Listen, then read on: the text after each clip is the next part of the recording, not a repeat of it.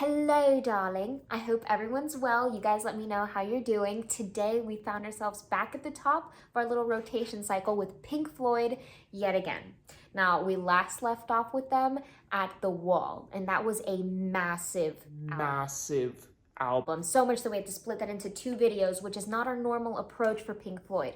What we normally do is we sit and listen through the whole album all the way through uninterruptedly, and then we go back in for our second listen. Now today we have to take a few steps back, and we're going to be visiting Meddle. And we're going to employ the same method as we did with The Wall. We're going to split it into 2 videos because I believe that side 2 deserves a video all for itself, considering that it's only one song, Echoes. So today we're going to be listening to side 1. But before stepping out into the world of Meddle, some thanks are in order. I want to offer the biggest, warmest hugs and lots of love to our super thanks heroes. Thank you so much to Bob Charles. Thank you, Jerry Manas. Thank you, Swedish_Jeff_2022. Thank you, Peter Buwen. And thank you, What the Gym! Exclamation point. And can someone help us out with a little drum roll, please? Put your hands together for the man of the hour, our marvelous, ultimate super thanks superhero, Richard OLSEN. You are a marvel, an absolute miracle, and not just in my life, because you really are, but just in general, in this world, your presence is an absolute gift. Thank you guys from the bottom of my heart. I wish that I could accurately explain what this means for me, because not only does this touch my soul deep down and moves me emotionally, but this directly impacts and helps out my life in a big way, has a great effect on me. So I'm very, very much appreciative. Moving our way over to the music, side 1 of Meddle consists of One of These Days, followed by A Pillow of Winds, number 3, Fearless, numero 4, San Tropez, and we end on number 5, Seamus. All right, sounds great.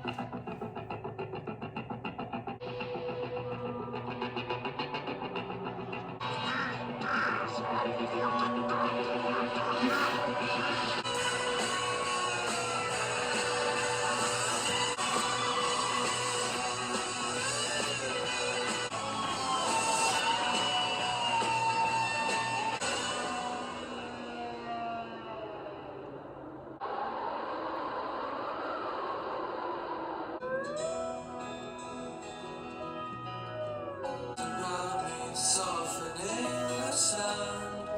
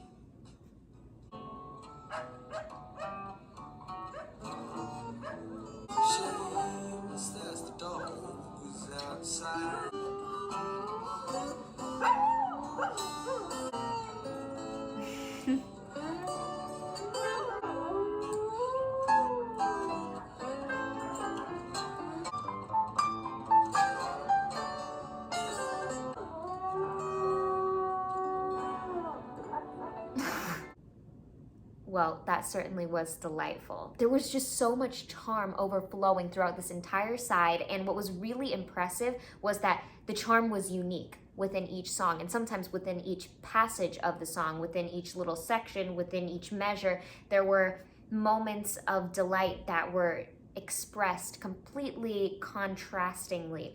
Starting off with the first track, we had One of These Days. It felt like we started off in the cosmos, like they were already expressing that era of Pink Floyd. Cosmic, galactic, floating in space sound that was explored in Dark Side of the Moon.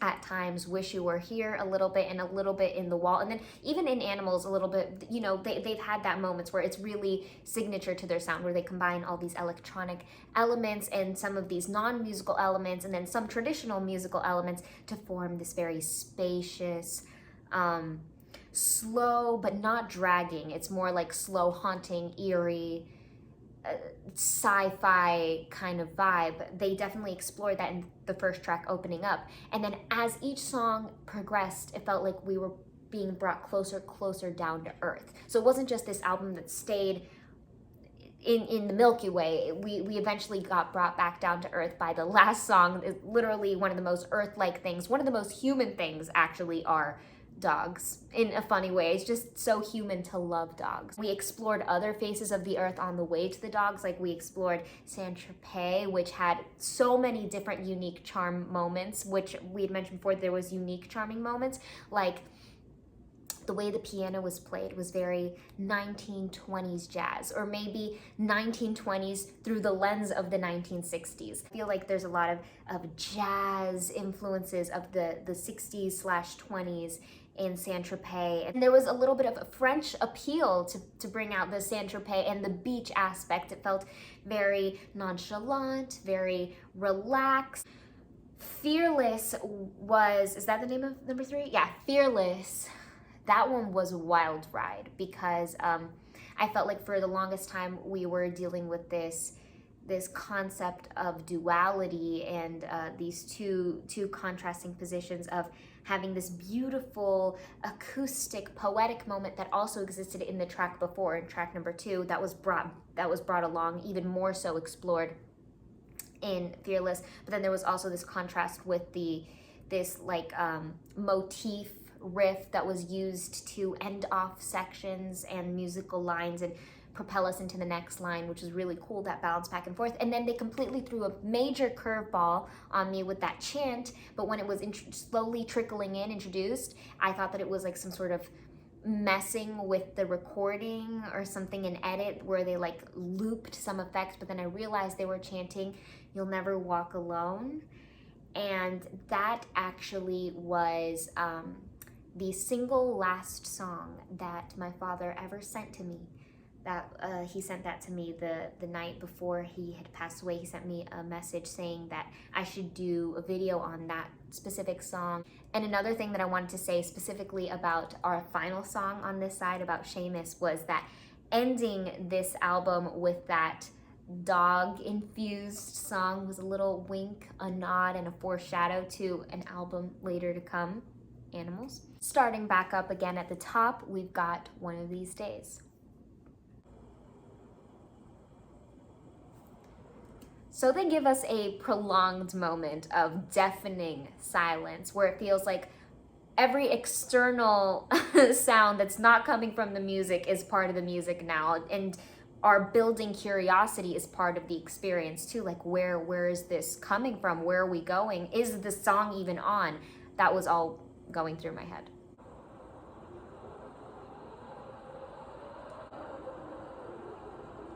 And then the first element we're introduced to in this entire album, kicking us off, is this wind that's gradually increasing or coming closer and closer into contact with us. Like, it feels like they're using dynamics to play with the location between us and the sound. Like, it's starting far away, and then as it gets louder and louder, we get closer to the wind and we're getting hit by stronger winds. The exposure to the instruments is this slow trickle. Like, they give us little bite-sized pieces of everything before letting us have the entire serving. Like, they gave us that little taste of the wind that grew, and now we have just these deep notes that add depth to the sound and add a lot of richness and a solid foundation.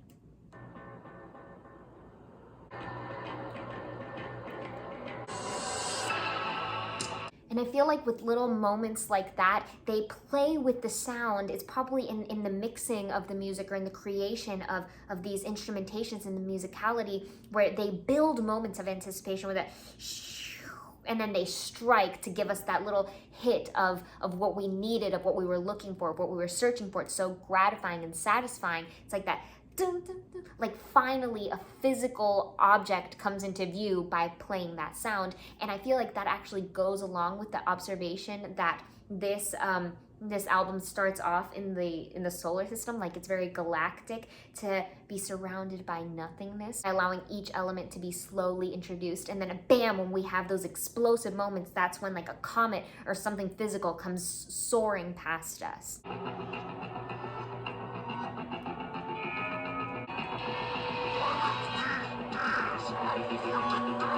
I did not understand one single word that was uttered because that was just terrifying.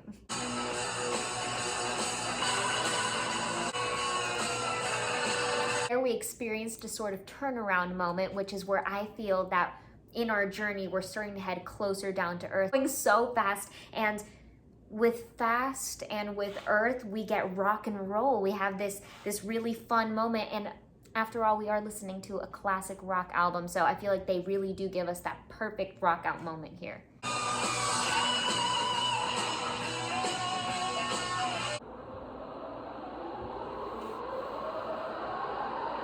So I feel like that ending was so amazing, and it could be interpreted in a number of ways. It could be interpreted that the song looped on itself and it's ending right back at the beginning. Or we can continue on with our little theory of that we're starting off somewhere floating in space and now we're brought down to earth. So now, even though it sounds like the same winds, we were listening to winds that just existed out in the universe, and now we're hearing earth winds. So even though it felt like our opening track was the wind song, right, starting on the winds and ending on the winds, it's actually number 2 that's titled A Pillow of Winds, which I kind of find hilarious.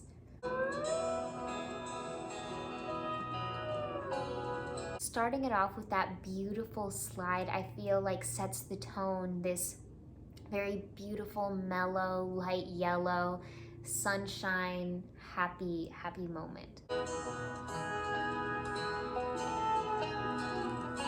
And the way that those slides fuse together with the acoustic guitars, it's like instrumental musical poetry.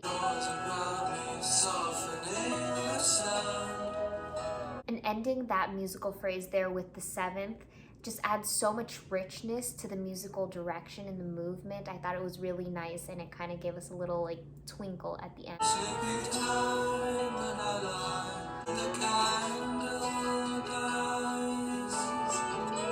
So even though this track is far more acoustic sounding, it's way more grounded than our first track. Feels like we're getting closer to that earthly sound. There's still a lot of legato nature that's present. There are still a couple elements that are crossed over from our first track. The slide guitars provide that little something that gives us that spaciousness that was carrying our first track, and that's present here ever so slightly, but it is present, and it does wonders for the sound, because pairing it with the acoustics makes this whole new sound that's beautiful and delightful. Hearing those beautiful ringing out pitches of the organ just shining over everything, creating this beautiful massive backdrop for all of the music to be displayed in front of, is a big time Pink Floyd staple, which I'm very happy about.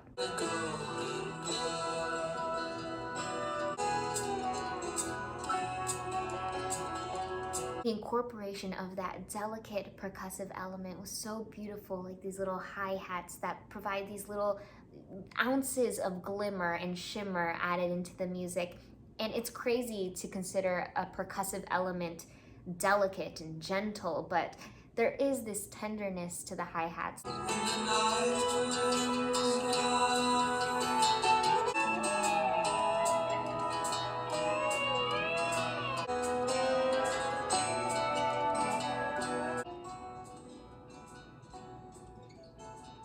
What talented musicians. I just love the entire song from start to finish, and the way that they end it out so gracefully.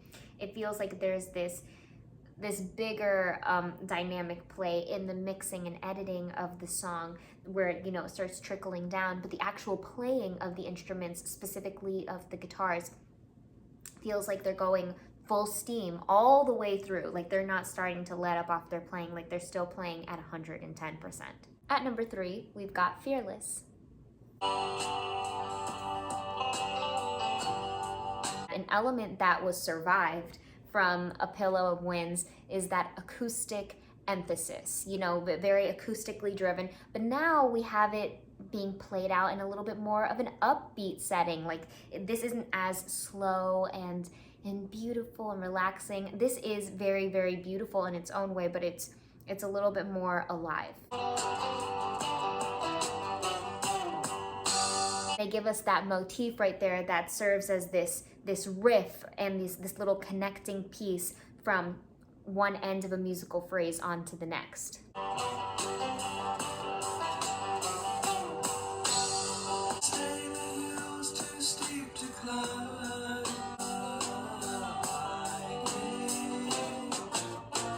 They give us a little taste of duality right away with, a strong presence in the instrumentation and in the musicality. Like they are getting a little bit more hands-on, a little bit more aggressive. This isn't exactly rock and roll crazy aggressive, but it has a little bit of some country in there, which in terms of our metaphor of starting off in the solar system and being brought down to earth, this is far more earthly than where we start. Then going back to the idea of them playing with duality, right? We have that a little bit hardcore going on with the instruments, but then the voice is so delicate and beautiful and gentle, and it's like honey.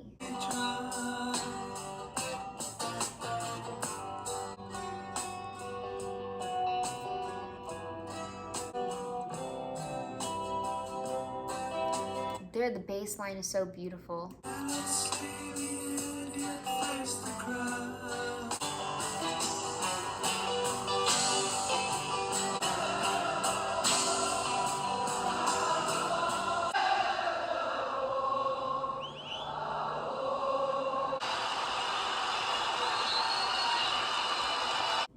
Wild. El tiempo ha llegado para relajarse, porque hemos llegado al número 4, nuestra vacación, San Tropez.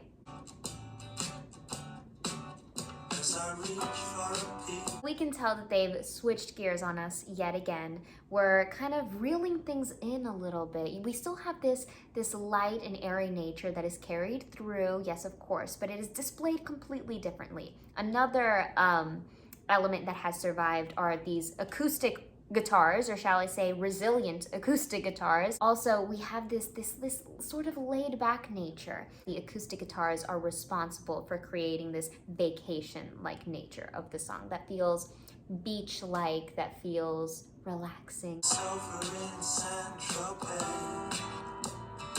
But we have that beautiful piano there, adding some spice to the sound, adding a little bit of 1920s feel, a little bit of jazz to our lives.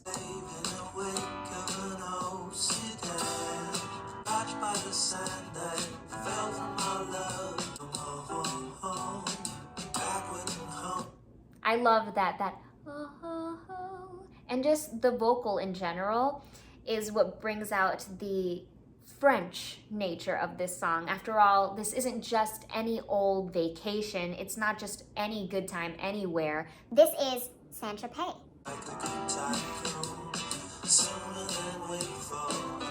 They're doing a great job at feeding us these sevenths. This is just showering sevenths, where sometimes, you know, they're scarce, sometimes they're non-existent, sometimes it's sprinkled in. We have a few. This is like bombardment of sevenths.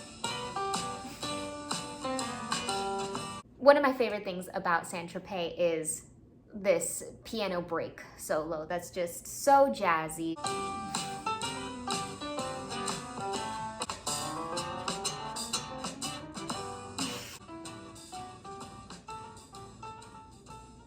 We close tonight with Seamus.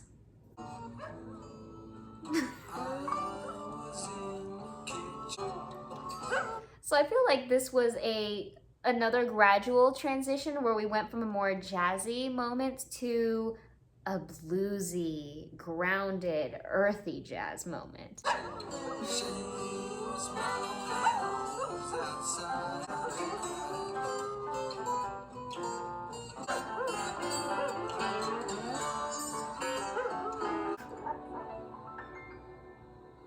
I love the function of the piano in this album, or in this side. So beautiful.